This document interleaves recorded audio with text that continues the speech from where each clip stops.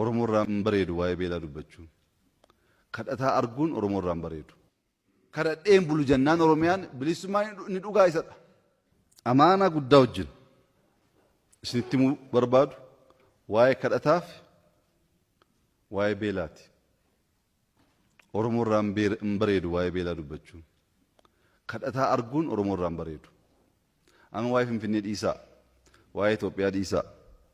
Warri Naqamtee irraa dhuftan kadhataa tokko Naqamteen magaalaa isaa keessatti eeyyamuu hin qabu.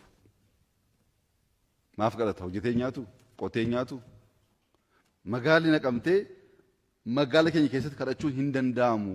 Orkaadha jedhee labsuu qaba. Kan roobees, kan aggaaroos, kan harargees akkas gochuu qaba. Kadhachuun baay'ee ga'e nama cabsa. Lammaffaan beela. Rakkoon xaa'oo jira, rakkoon teekinooloojiin jira.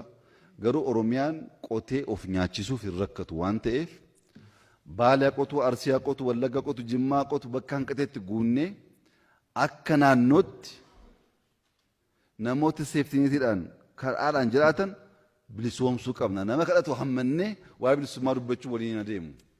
Of danda'een jira, qoteen dhamee dafqeen jiraadha.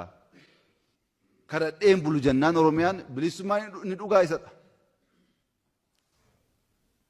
Kadhaaf beela akka ofirraa tiksuu dandeenyuuf gahee keessan taphadhaa.